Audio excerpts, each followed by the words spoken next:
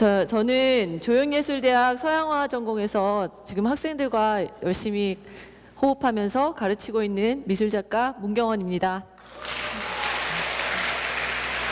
제가 오늘 여러분들과 함께 1시간가량 동안 이야기를 나누고 싶은 것은요, 제 작품 세계를 중심으로 해서 지금 현대 예술의 현장에서 이 미술이 굉장히 다양하게 변화하고 있죠. 그래서 그 작품을 중심으로 해갖고 어떤 일들이 벌어지고 있고 또 예술이 어떤 의미로서 우리들에게 다가오고 있는지 이런 여러 가지 이야기를 좀 나누고자 합니다.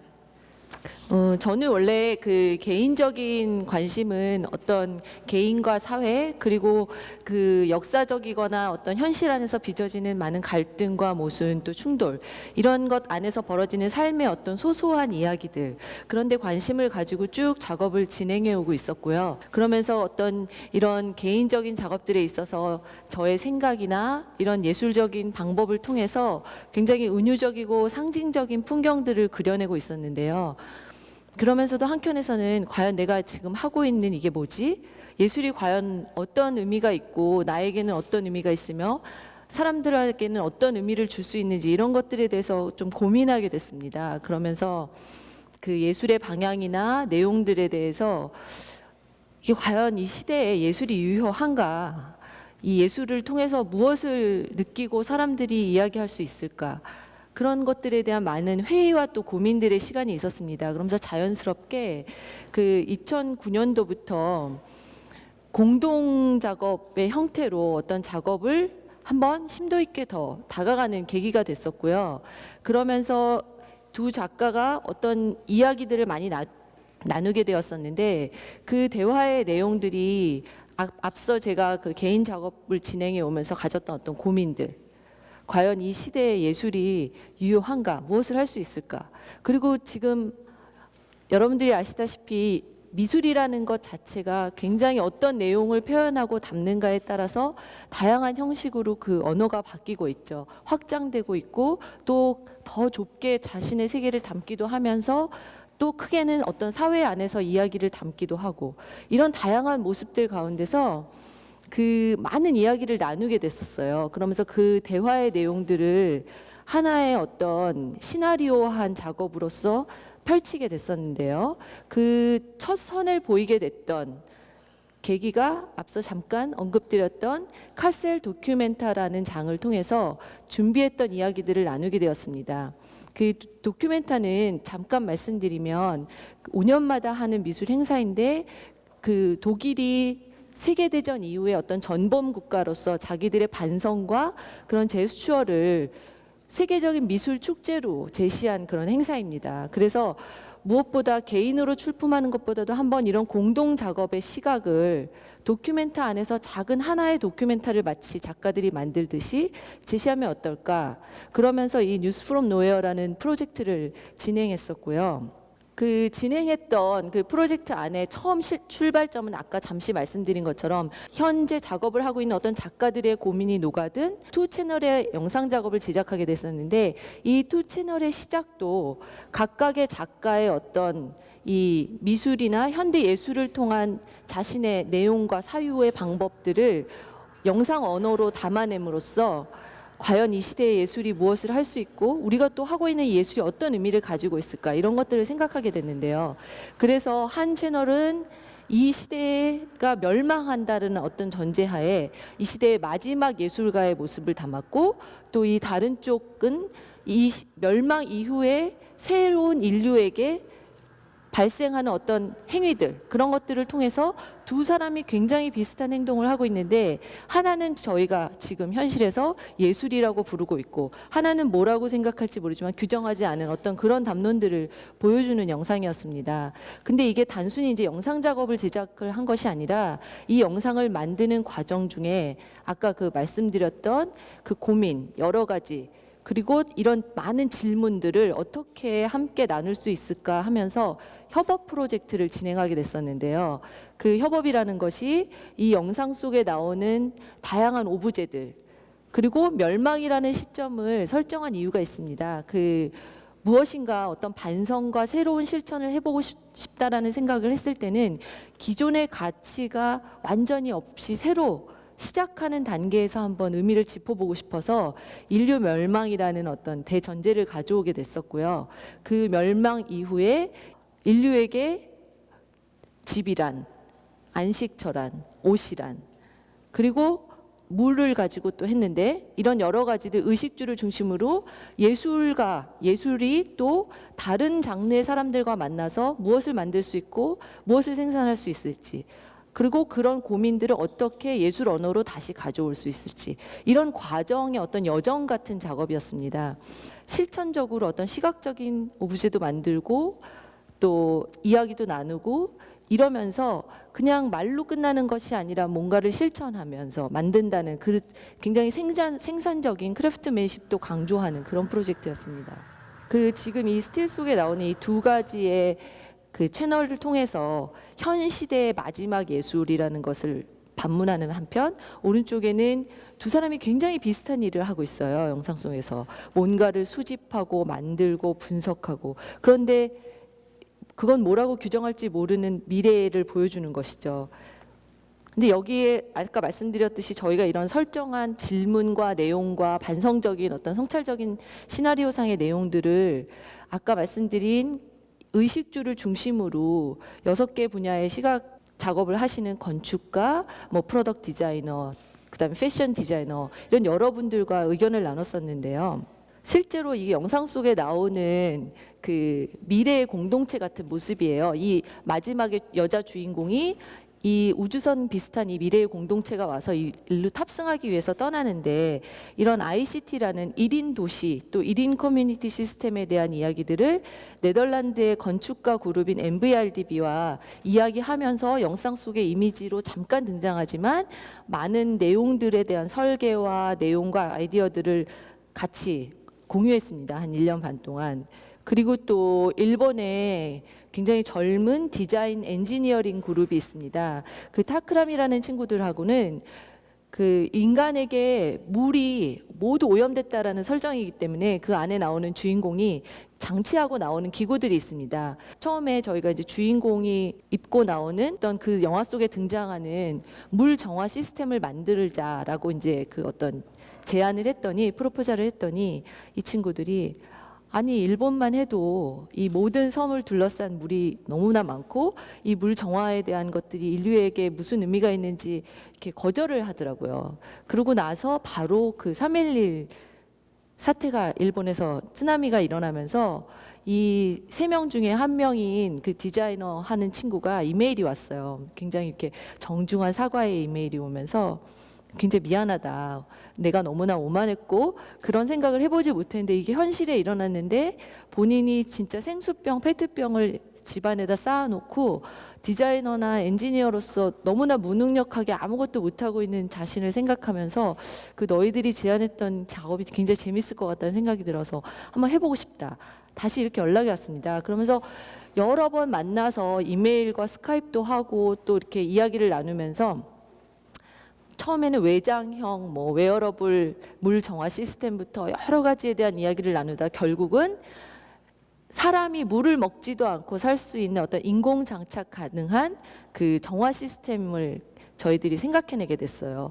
그것을 만들어내는 데는 많은 리서치를 했죠. 뭐 사막에 사는 동물들이 그 자기의 몸의 서큘레이션을 물을 통해서 어떻게 정화하는지, 뭐 이런 여러 가지들을 서로 의논하면서 그 인공 장기 정화 시스템을 해서, 이게 뭐 픽션이지만 모든 세라믹과 티타늄 소재로 해서 그러니까 의학에서 쓸 수 있는 재료들이고요.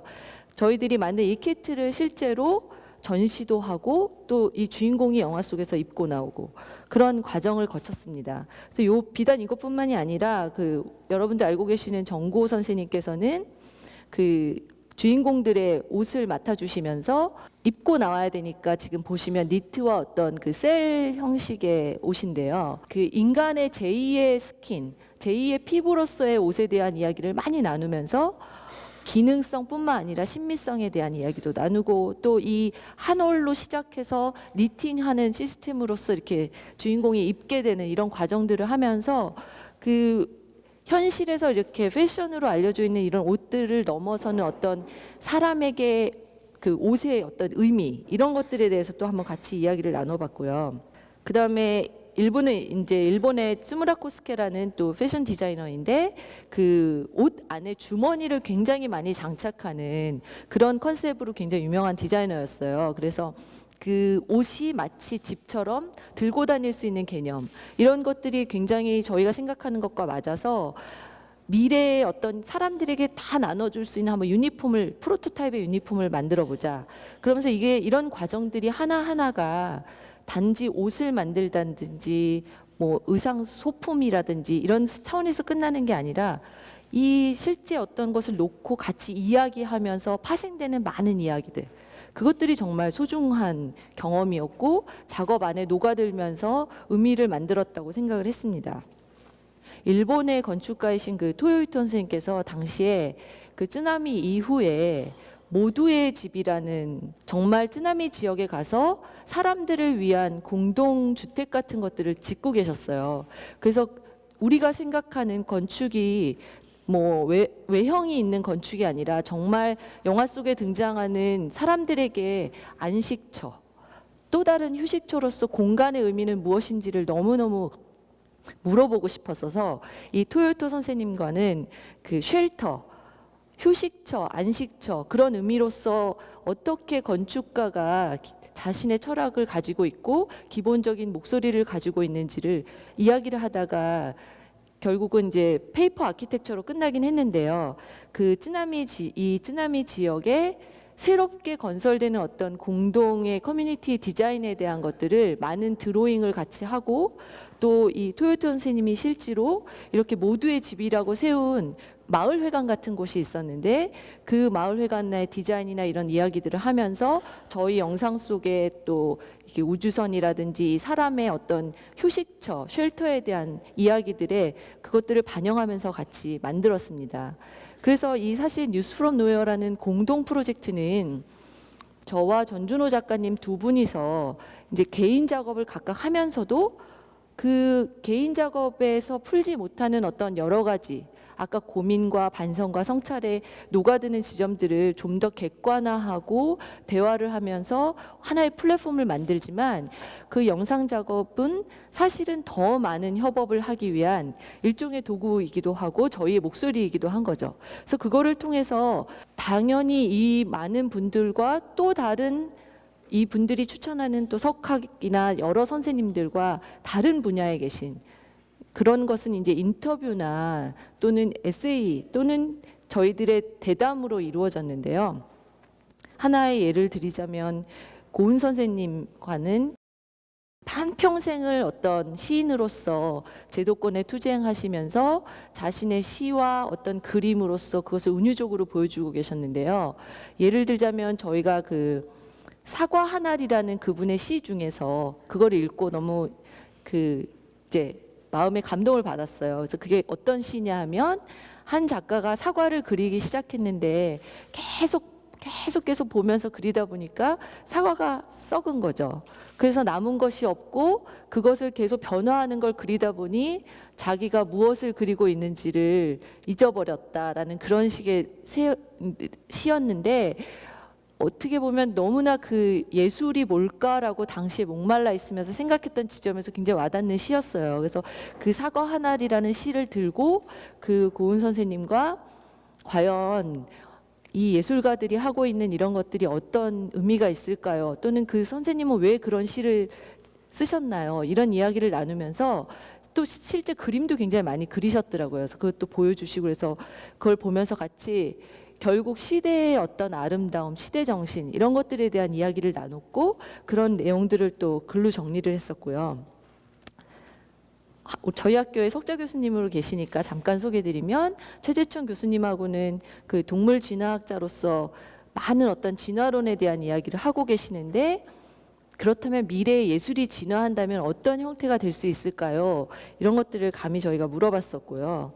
그래서 이런 모든 여정들이 사실 이런 뉴스 프롬 노웨어라는 하나의 책으로 여정기처럼 묶이면서 전시와 함께 제시됐었습니다.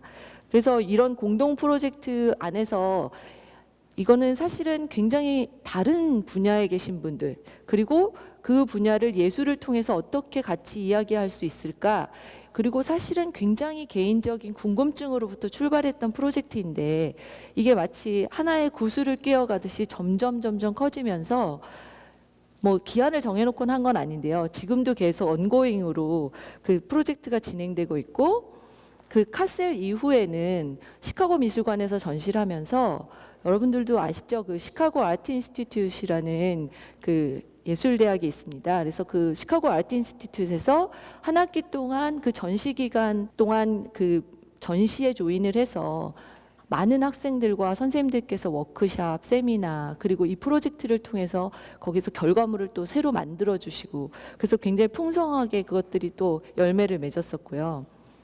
그 이후에 지금 또 취리 미그로스 미술관에서 그 스위스의 에테하 공대와 또 로컬 아티스트들과 함께 이 전시가 계속 발전되면서 그 새로운 협업이 들어오기도 하고, 또 저희들이 새로운 작업을 더 하기도 하고 해서 지금 진행되고 있습니다.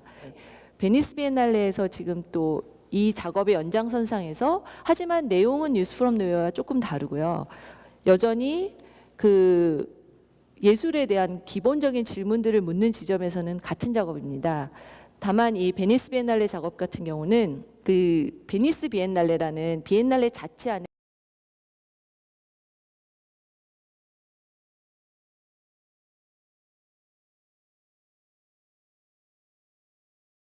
비엔날레이고요. 또 국가관이라는 독특한 형태로 이루어지는 비엔날레이기도 합니다. 그래서 이 한국관에 참여하면서 올해가 20년 되는 이제 베니스 비엔날레였는데, 과연 이 비엔날레 축제 같은 현장 안에서 국가관들이 마치 첨예하게 부딪히면서 미술 전시를 경쟁적으로 열고 있는 모습들도 굉장히 아이러니하다고 생각을 했고, 또 그 안에서 무엇을 이야기하고 나눌 수 있을까 이런 생각도 해서 베니스라는 어떤 사이트의 특성과 또 그동안 진행해 왔던 예술에 대한 여러 가지 의문들, 궁금증, 그리고 또 예술이 과연 무엇을 할 수 있을지 스스로에게 묻는 여러 가지 그런 내용들을 작업으로 좀 풀었던 작업입니다. 그래서 요 작업 같은 경우는 그 실제 베니스 비엔날레에 있는 한국관의 건축적 특성이 글라스 파빌리온이고 여러 가지 사실은 역사가 있습니다. 이 국가관이 지금 51개 국가관이 그 자르디니 공원 안에 있는데요. 그 외에도 수많은 국가들이 지금 국가관을 그 안에 넣고 싶은데 굉장히 경쟁적으로 하다가 마지막에 들어간 국가관이 한국관이기도 합니다. 그래서 지금 20주년이지만 저희들이 마지막 국가관이기 때문에 밖에서들 많이 빌려서 전시를 하고 또 여러 가지 이루어지는 이런 상황에서 한국 국가관이 갖고 있는 여러 가지 의미를 고찰하면서 이 건축적 특성을 또 분석하고, 또 이 안에다가 예술이라는 것이 하나의 빗덩어리처럼 보이게 해보는 그런 시각으로 접근을 했었고요. 그 안에 내용들은 좀 디테일한 부분들이기 때문에 그 축지법과 비행술이라는 타이틀을 가져왔는데, 그것이 상징하는 것이 인간이 어떤 자기의 한계를 극복하기 위한 인식의 수행 능력이기도 하잖아요. 그래서 그런 모습들이 예술이 추구하고 예술을 만들어가는 과정이 굉장히 닮아 있다라는 생각에서 은유적으로 가져왔습니다. 그래서 요 안에서 펼쳐지는 영상 속의 내용은 그러한 어떤 인간의 욕망과 한계, 그리고 그 사회 안에서 개인이 결국은 아름다움을 자각하고 또 자기의 자신의 존재감을 깨닫는 그런 여러 가지 순간들, 그런 어떤 날을 표현하는 하루를 담은 7개의 채널의 영상이었는데요. 축지법이 상징하듯이 저희가 그 베니스 비엔날레 한국관을 그대로 모형을 제작을 해서 세트장 안에 집고 그 안에서 모든 촬영과 내용이 이루어져서 그것이 다시 베니스에 설치되었습니다. 그래서 마치 그 축지법이라는 것이 이렇게 땅을 접어서 이루어지듯이 예술이라는 것이 여러 가지의 사유와 내용을 담고 있지만 사실 시공간을 넘나들면서 이렇게 궤적을 같이 하는 지점들이 있거든요. 그런 것들을 축지법이라는 동양적인 어떤 사고에서 가지고 은유적으로 가져오고, 또 이 안에서 벌어지는 그 순간순간의 이야기들이 수많은 예술의 미술의 역사 안에 있는 많은 레퍼런스들, 뭐 베니스 학파라든지 베네치안 블루라든지 또 르네상스 시대의 그 작품들, 그리고 현대 미술의 어떤 지점들, 이런 것들을 상징하는 내용들이 이 그 어떤 날 하루에 펼쳐지는 그런 에피소드들로 구성되어 있는데요. 안의 내용들에서 결국 마지막에 이 혼자 마주한 사람이 마주하는 순간 그 특별한 어떤 날이 있는데, 그 어떤 날이 바로 베니스 비엔날레가 열리고 있는 베니스 비엔날레 현장, 한국관 박과 마주하는 그런 엔딩으로 끝나는 작품입니다. 그래서 이 안에서 담고자 했던 것들도 그 좀 더 이 예술이 가지고 있는 어떤 본질적인 내용들, 그런 것들이 무엇일까? 그리고 결국은 궁극적인 아름다움은 무엇이지? 그렇다면 이 아름다움을 깨닫는다는 것 자체가 인간에게 굉장히 인간답고 나 개인으로서도 어떤 존재의 자체를 자각하는 그 순간 예술이 뭔가를 할 수 있는 게 아닌가, 이런 좀 여러 가지 생각들을 많은 해석의 레이어를 담은 그런 작품이었습니다.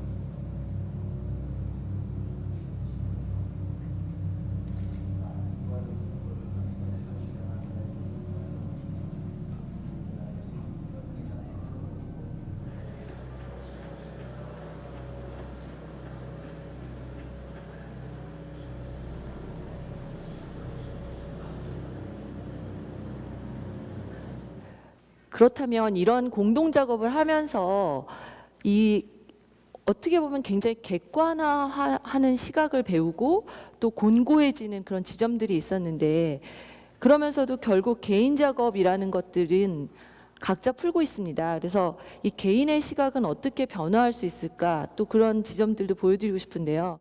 와이캠이라는 일본의 야마구치 예술센터입니다. 굉장히 좀 특이하면서도 그 전통적인 미술관과는 약간 성격을 달리해서 그 굉장히 확장된 분야의 여러 가지 퍼포먼스들이 이루어지는 곳들인데, 그 10주년 기념 전시에 참여하면서 좀 다소 나이브할 수도 있지만 제가 이제 평상시에 관심을 가졌던 그런 저의 세계, 저의 이상 세계, 이런 것들이 하나의 마치 작은 정원 같기도 하고, 이 세계들을 하나의 풍경으로 담아내면서 많은 생각들을 하고, 그것들이 어떻게 디자인되고 어떻게 연결이 되어 있을까, 이런 것들이 자연스럽게 하루는 공원을 거닐면서 이렇게 풍경을 보게 됐는데, 막 이렇게 공원 밖에 거대한 도시의 빌딩 숲들을 보면서 굉장히 아이러니하다는 생각을 했어요. 그래서 이 10주년 전시 참여하면서 개인 작업으로 어떤 미래의 공원은 어떤 것일까, 이런 질문을 스스로 가지면서 그동안 풀어오던 제 개인 작업에 좀 더 퍼블릭이란 개념도 넣고, 그동안 진행해왔던 그런 협업이나 공동 작업을 통해서 조금 성장한 어떤 시각도 반영이 되면서 미래의 공원을 만드는 그런 작업을 진행을 해서 10주년 전시에 참여를 했었습니다. 미래의 공원이라는 것이 결국은 근대화 이후에 제가 설정한, 머릿속에 설정한 어떤 유토피아가 곧 디스토피아가 확 돼버린 그런 순간에 막 펼쳐지는 풍경, 그것들이 굉장히 제가 느꼈던 그 아이러니함, 거대 도시랑 도시화가 될수록 사람들이 그 안에다가 자연을 담고 공원을 만드는데, 사실은 그 공원이라는 것 자체가 굉장히 인공적인 곳이잖아요. 그런데 그 안에서 자연을 그리워하고 다시 인간과 자연이 마주하는 그런 순간들, 그런 것들에 대한 많은 생각들을 스케치도 하고 드로잉 작업도 하고 여러 가지를 만들면서 이제 제 머릿속의 풍경으로서 이런 미래의 공원을 그려서 전시를 했었습니다. 근데 이제 이때 이거를 보고 그 이후에 그 와이캠에 또 이제 인터랩이라는 또 그 구성원들이 있습니다. 그런 친구들이 단지 전시로 끝내는 게 아니라 이 전시에 너가 제안했던 그 미래공원이라는 것이 굉장히 재밌다, 흥미롭다, 우리 같이 한번 좀 더 너의 생각을 나누고 네가 발전시켜서 이걸 개인전으로 한번 풀어보면 어떻겠느냐 이런 제안을 받았습니다. 2013년에. 그래서 재밌겠다. 나도 내가 이 공원이라는 게 단지 나의 혼자만의 어떤 정원 같은 그런 개념이 아니라 이런 상상이나 이런 결과물들을 실제 공원화할 수도 있겠고 뭐 어떻게 할 수 있는 게 굉장히 많지 않을까? 이런 생각들을 하면서 이제 많은 리서치들이 진행이 됐었습니다. 그래서 그 리서치들을 가지고 설치 또는 뭐 인터랙션 비디오 또 실제 공원들을 다르게 보는 각도들이라든지 역사 여러 가지 방식들을 같이 리서치하면서 제가 개념을 더 만들어 나갔었고요.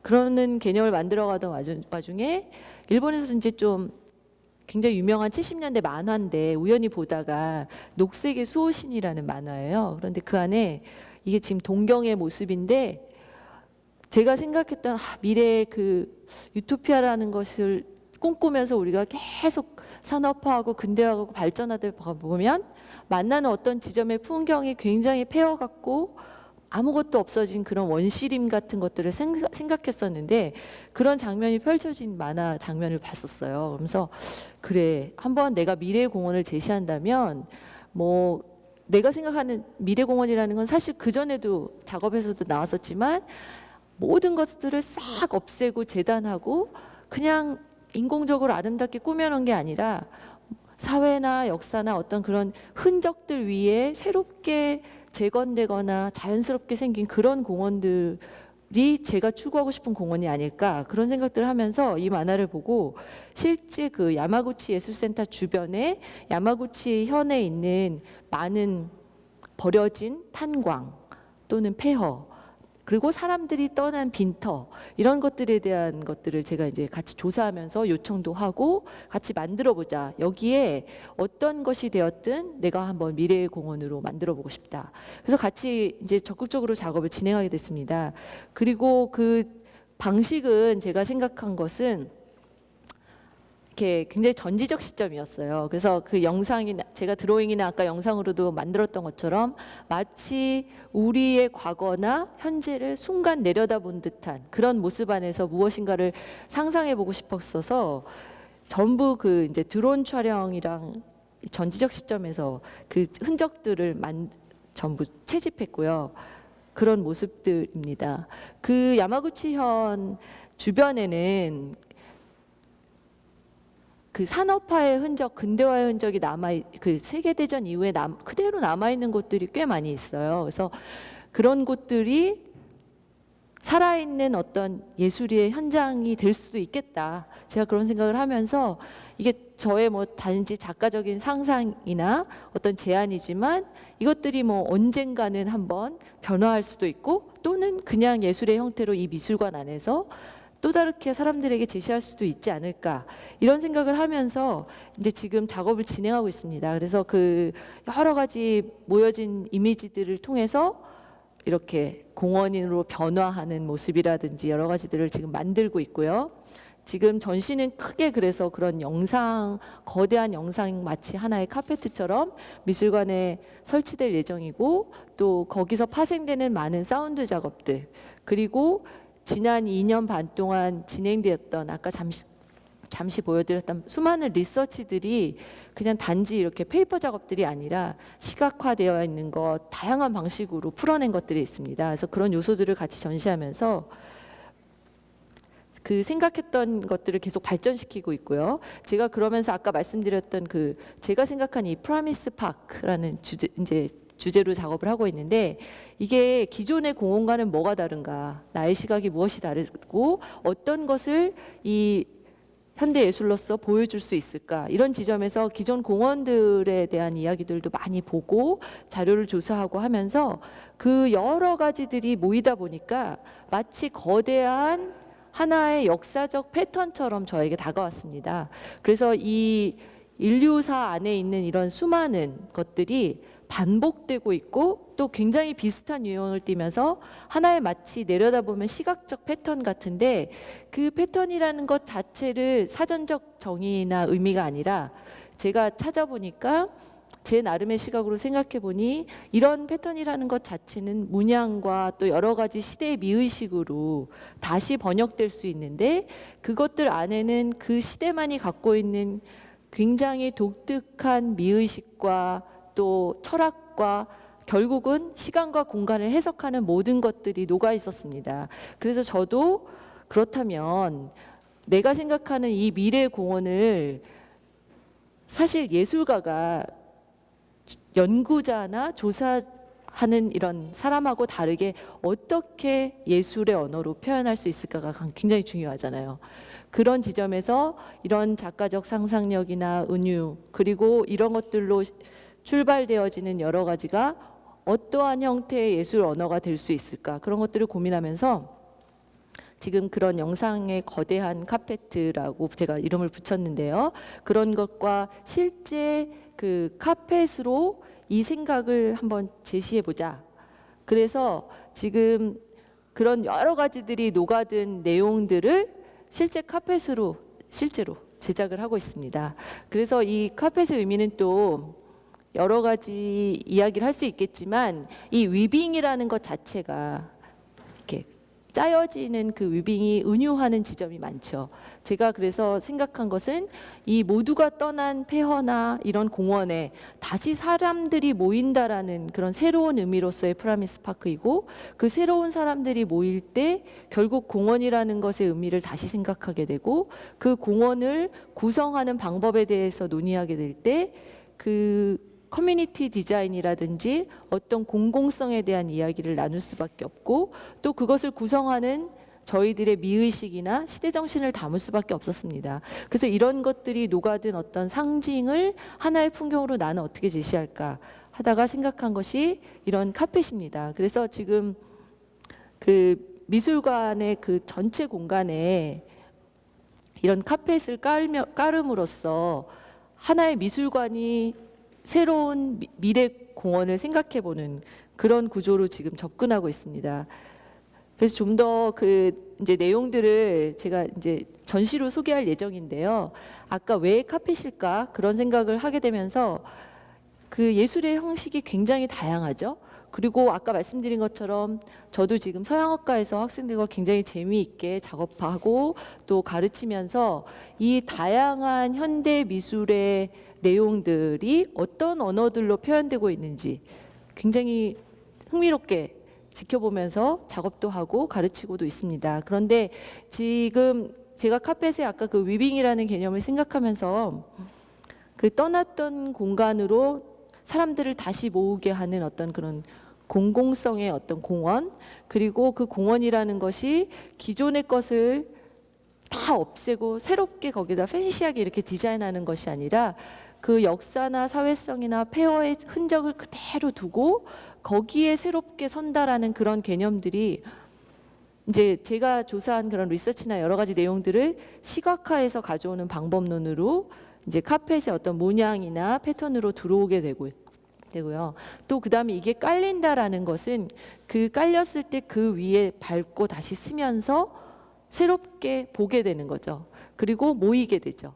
그래서 일종의 플랫폼처럼 그 미술관 자체에 나무를 심고 뭐 자연을 만들고 이런 공원을 제시하는 것이 아니라 어떻게 상징적인 공원을 만들까, 그런 고민을 많이 했거든요. 그래서 지금 그런 방식으로서 이런 것들이 들어오게 됐고요.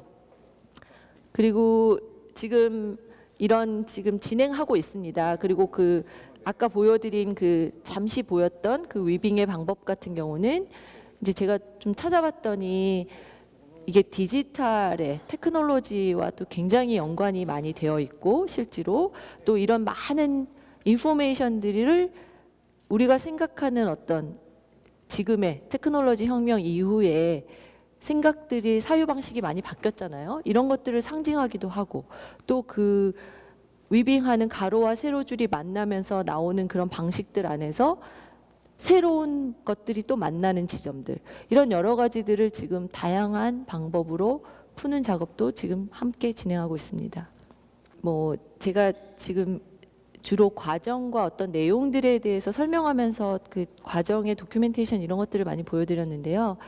결국은 이렇게 하나의 시각적인 결과물과 또 많은 작업들도 있습니다. 그런데 지금은 오늘은 좀 그런 과정 위주로 설명을 드렸고, 또 제가 생각하는 그런 예술, 그런 어떤 개인 작업과 공동 작업을 통해서 풀고 있는 이런 예술들을 하면서 사실은 지금도 여전히 예술이 무엇을 할 수 있을지, 그리고 이 예술이 굉장히 의미 없는 것인가 하면서도 굉장히 중요한 것인 것 같기도 하고, 결국은 나 자신하고의 관계이면서도 이게 사람들에게 어떤 의미가 있을까 이런 생각을 계속 하게 되는데요.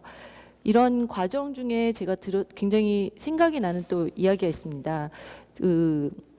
어떤 선생님께서 해주신 말씀인데, 제가 이제 정말 그래서 예술이 뭐라고 생각하세요라고 물었더니 그분께서 대답해 주시기를, 그럼 종교는 뭐라고 또 생각하느냐 이렇게 반문하시더라고요. 근데 막 한참 이야기를 나누다가 저는 좋은 질문을 만들고 싶습니다. 그리고 이 질문이 답을 제시하는 게 아니라 제가 예상하는 답이 어느 정도 있지만 그 답을 찾아가는 과정 중에 만나는 지점에 자기를 돌아보게 되고 또 다른 사람을 보게 되고, 이런 과정 중에 예술이 의미를 찾을 수 있지 않을까요? 라고 아주 조심스럽게 말씀을 드렸더니 그분께서도 본인은 종교인은 아니지만 나에게 어떤 일이 일어날 때 이게 무슨 의미가 있는 게 아닐까 이런 생각을 하신대요. 그러면서 그 인간의 어떤 그 유한한 삶에 종교가 답을 제시하는 거라면 예술은 사실은 그 유한한 삶에 끝없이 질문하는 게 아닌가, 이런 말씀을 하면서 굉장히 공감했었습니다. 그래서 제가 이런 질문하는 과정, 그리고 또 다른 사람들의 목소리를 듣는 과정, 그런 거를 통해서 또 느끼는 지점들은 지금도 여전히 예술이 뭔지, 그리고 이 다양한 현대 예술을 무엇이라고 규정해야 할지, 그런 것들은 잘 모르겠습니다. 그런데 그래도 참 의미가 있는 지점이 있구나라고 어느 순간 문득문득 느끼면서 계속 할 수 있는 거는, 이게 모든 것들이 굉장히 하나로 귀결되고 또 고착화되고 무엇인가 정답이라고 이야기하고 있을 때 그 틈 사이사이에서 어떤 이런 예술적인 현상들, 그리고 예술의 활동들, 그리고 이 예술을 통해서 계속 뭔가를 깨닫고 뭔가 새롭다라고 느끼는 그 자각의 순간들이 굉장히 중요하지 않을까. 그리고 그런 순간순간들이 결국은 인간들인 저희들의 삶을 변화시키는 지점이 분명히 있지 않을까, 이런 조심스러운 예측을 해보면서 또 매력을 느끼면서 계속 하게 되고 있는 것 같습니다. 그래서 제가 오늘 그냥 저의 작품 세계를 통해서 현대 예술이 무엇인가 이렇게 딱 규정할 수는 없지만, 그 다양한 현대 미술의 현장 속에서 제가 생각하는 어떤 예술이라는 것, 그리고 그 예술이 분명 어떤 아름다움을 향해 나갈 때 그 자기의 존재의 증명만을 넘어서서 분명 의미 있는 무슨 지점들이 있지 않을까라는 이런 생각들을 말씀드렸습니다. 네, 감사합니다.